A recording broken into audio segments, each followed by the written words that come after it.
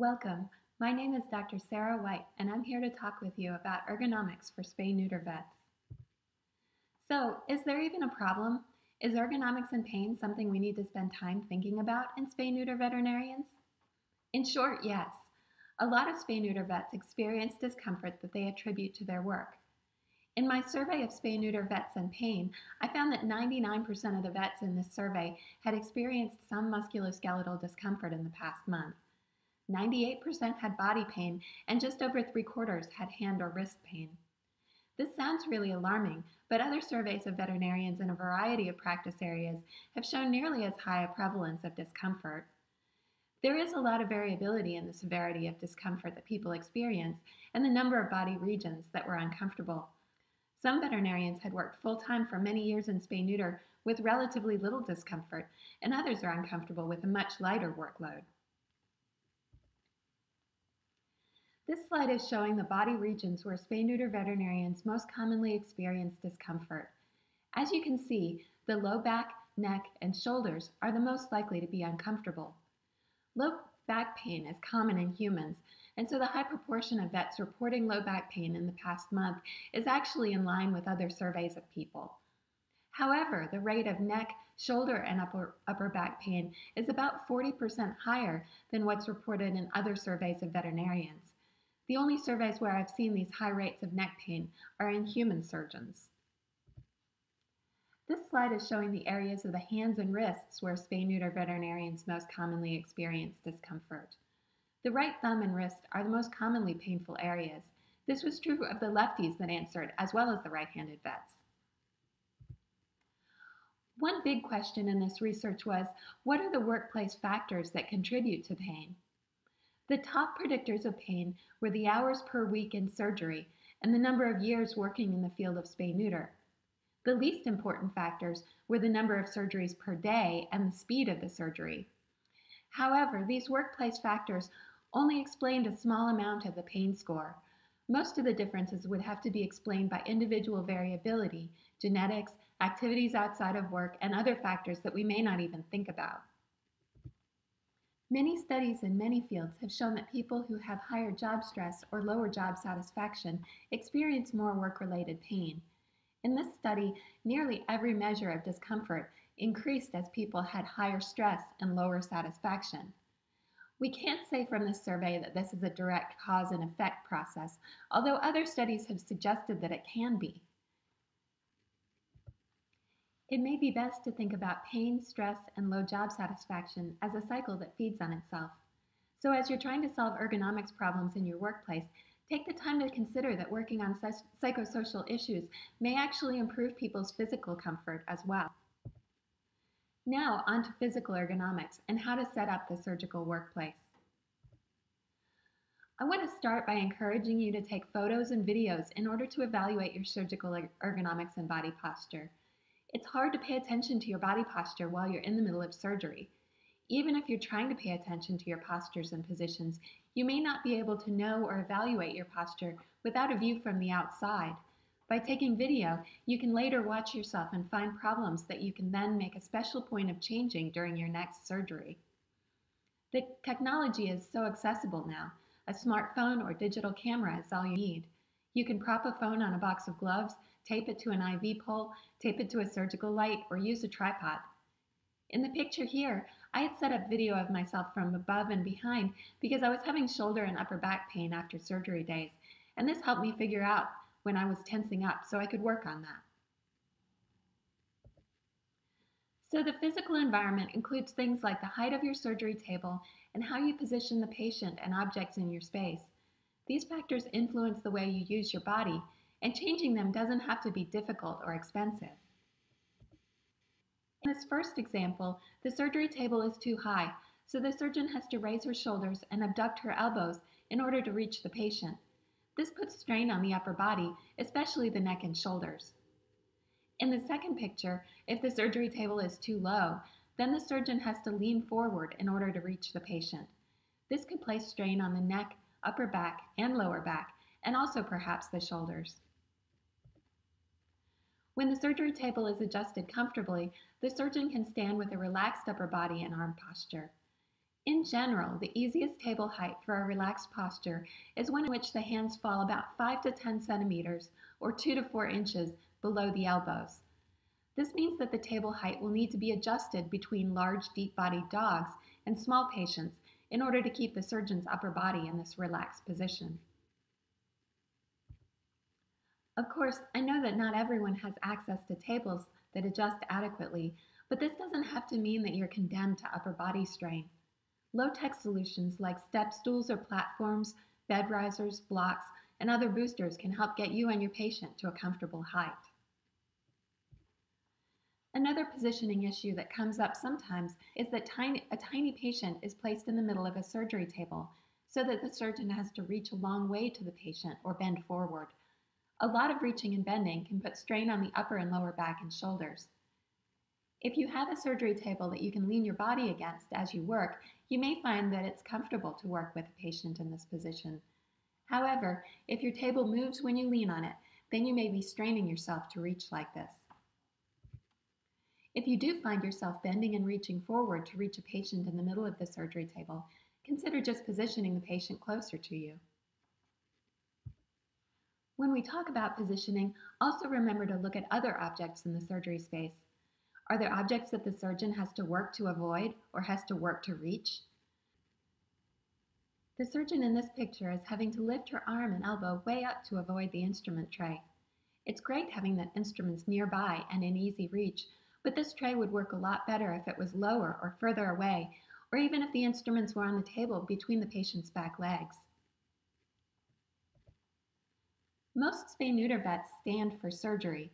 It's what we were taught in school, and many of us don't think about sitting unless we have to because of injury or for comfort during pregnancy. But research with human surgeons showed that they were less fatigued if they either sat for surgery or alternated between sitting and standing. So if you haven't tried sitting during surgery, it may be something to consider, at least some of the time, to increase comfort during surgery. Sitting for surgery is pretty straightforward when it comes to a small patient. It's possible to use a standard stool or chair and get close enough to the patient to remain in a comfortable posture. However, it can be more challenging to stay in a comfortable position when doing surgery on a large, deep-bodied patient. A surgeon sitting on a standard stool or chair may have to raise her shoulders and elbows to clear the patient's body. In this scenario, it's not possible to lower the table or raise the surgeon's height because the surgeon's legs are already in contact with the underside of the table. But there is another solution to this. Using alternatives like a saddle-shaped seat or a sit-stand stool can help by allowing the surgeon to remain close to the patient while achieving a better relative height. And here are some pictures of some dental students using a standard chair versus a saddle-shaped chair. The type of seating really shapes the way these students use their whole bodies. Okay, on to some other aspects of the physical environment. Research shows that floor mats can decrease lower limb discomfort and fatigue. They sometimes get credit for helping relieve back pain, but that isn't supported by the research. The perfect mat will be one that's not too hard and not too soft. The best mat will be a matter of personal preference. You want something that's cleanable and non-slip, but try out a variety of mats whenever you get the chance to see what feels best for you. Also, look online to ask for free sample mat or a 1-month trial from the companies that sell them to hospitals or office so that you can try them. As with floor mats, there's no perfect surgery shoe, but in general, wearing shoes with cushioned soles while in surgery will be the most comfortable even if you're standing on a floor mat. Some studies of industrial workers found that people who wore different shoes on different days were less likely to have plantar fasciitis than those wearing the same shoes every day. Cushioned athletic shoes or rubber clogs can be good choices. Now let's move on to talking about surgery itself. Spay neuter surgery involves a combination of repetitive movements that can at times require force or may be performed with awkward positioning of the hands and wrists. Each of these factors alone is only moderately associated with pain, but put together there's a strong association with hand and wrist pain. In any high-volume workplace, there will be repetition.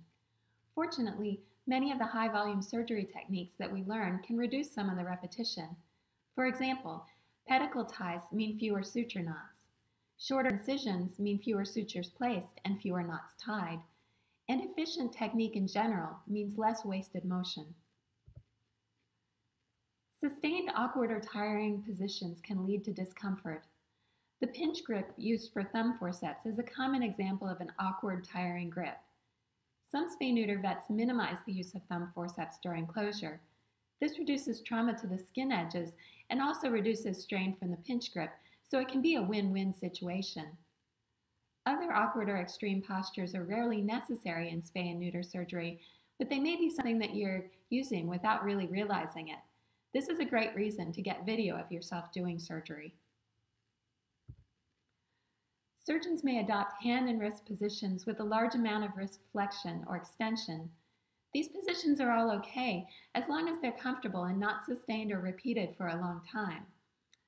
If they become uncomfortable or if the surgeon is spending a lot of time in extreme or awkward positions, then it's time to think of other ways to perform the same surgical tasks. This slide shows some arm positions during suturing that are near the extremes of their ranges of motion. Again, there's nothing inherently wrong with having positions that are at the end of the range of motion, but if they become uncomfortable or are inefficient, or they're sustained or repeated often, then the surgeon will need to try alternative positions to achieve the same tasks. There are a lot of different ways that spay-neuter vets hold their needle holders. Some spay-neuter vets swear by using the palm grasp, whereas others have never used it. It turns out that the amount of muscle use and the range of motion is so variable between different vets that I can't really make generalizations about muscle strain between the different grasps. This is another case where photos and videos are helpful. If the motions of surgery and grasping instruments are uncomfortable, then that may be a cue for the surgeon to consider learning a different grasp style and seeing if the changes in grasp take strain off the uncomfortable body areas. In addition to repetitive motion and awkward position, forceful motions are the other contributor to hand and wrist pain. The most common times when a spay-neuter vet has to use force is during suturing and knot tying and during castration of large male dogs. Choosing a suture size that's bigger than what you need for a given surgery means that on every throw of every knot, you will be applying more pounds of force to your ligaments and muscles. Over the course of a surgery day, that's hundreds of times that you're applying that extra force. So in addition to being good surgical practice to select appropriate suture size, it's also good ergonomic practice. With the big dog neuter, the spay-neuter vet can be using a combination of force and awkward posture to exteriorize the testicle. As you can see in the illustration, the surgeon has to have a firm grasp and may be pulling with a substantial amount of ulnar deviation, so the wrist is canted toward the pinky finger. This can be challenging for people with discomfort anywhere in the upper quarter of their body, from hand, wrist, and elbow to shoulder, neck, and upper back. Some alternatives that decrease this strain could include open castration, sharply dissecting the fibrous attachments around the vaginal tunic and between the tunic and the subcutaneous tissue, using a hemostat to clamp the cord just proximal to the testis once the spermatic cord is exposed to provide a more favorable grip for applying traction rather than grasping the testis itself. There are also times when surgical technique can change your whole body posture. In this illustration, the vet is doing a continuous subcutaneous closure from left to right. In order to position the needle, she is twisted around, leaning over, and has a raised elbow. And here's me doing the same thing. It wasn't until I took a video that I realized how awkward this is and how easy the solution could be. Just by doing the same closure from right to left, the surgeon can avoid all the twisting and leaning. The moral is, if you're doing something really awkward, there's probably another solution that's a lot smoother and easier. Another awkward moment here, same cat as in the last picture. I have my surgery pack on my left, but I'm reaching with my right hand. If I planned ahead in positioning my instruments at the beginning of surgery, or learn to use my left hand more effectively, I could avoid these awkward moments. I just want to say a little about instruments and needles. It should not take a lot of force to open and close the ratchets on needle holders. If you're using stiff instruments over the course of the day, that can add up to a lot of extra force. In order to reduce the force required by instruments and needle holders, make sure that you're using good protocols for cleaning and processing. Get scissors and needle holders sharpened and get jaws replaced when they get dull or smooth. Discard needles when they're dull. It takes extra force to use a dull needle and extra tissue trauma for the patient. If you have the chance to make purchasing decisions, choose instruments that don't require a lot of force to open and close. And now I want to talk about posture and movement during the surgery day and how they affect your pain and fatigue level. Surgeons sometimes adopt awkward postures. Leaning over, head bent, arms out, face inches away from the patient. This may be because of the way their surgery room is set up, or because of habit or unawareness of posture, or all of the above. Maybe these are brief positions during surgery, but if the postures are sustained throughout the surgery day, surgeons who use postures like this are likely to experience some pain as a result. In small animal surgery, we can achieve a fairly neutral posture except for our neck position. A neutral neck position would involve flexion of less than 10 degrees, but for a surgeon, it's often 20 to 30 degrees. In this picture, I have a neck angle approaching 40 degrees. It may not be possible to avoid extreme neck flexion in this work, and the important thing will be getting out of this posture between surgeries to allow those muscles to release and stretch. Other surgical postures to look for can be twisted or asymmetrical postures. If a surgeon maintains an asymmetrical or twisted posture, that can lead to uneven muscle use and strain and discomfort at the end of the day. However, varying position during the surgery day is a good thing. If this surgeon balances the twist in one direction over time with a twist in the other direction, then she may not experience strain from the posture. In this case, she might be more comfortable with a footstool to rest her foot on. This is another important takeaway for the day. Move during the surgery day. Between surgeries, take a few seconds to change your position. Roll your neck and shoulders, stretch, walk a few steps. Taking a 20-second break every 20 minutes can increase your comfort and decrease fatigue after a day of surgery, and it can sustain your surgical performance and accuracy better through the surgery day. We're fortunate in Spay Neuter that we have short enough surgery times that we can use the end of each surgery as a cue to move a little. We aren't doing hours-long surgeries where we would need to set an alarm to remind us to move. So take a moment when you switch from one surgery to the next to break the muscular tension that you hold during surgery. We don't necessarily think of or talk about spay neuter surgery as an activity that requires physical fitness or work hardening, but it does. As you do this work, your ligaments adapt if you give them the recovery time they need between use. Gradual increases in work hours, rather than starting off with a full-time schedule, may be more likely to lead to well-adapted ligaments rather than injury and strain. Also, physical activity outside of work is important to reducing physical discomfort while at work.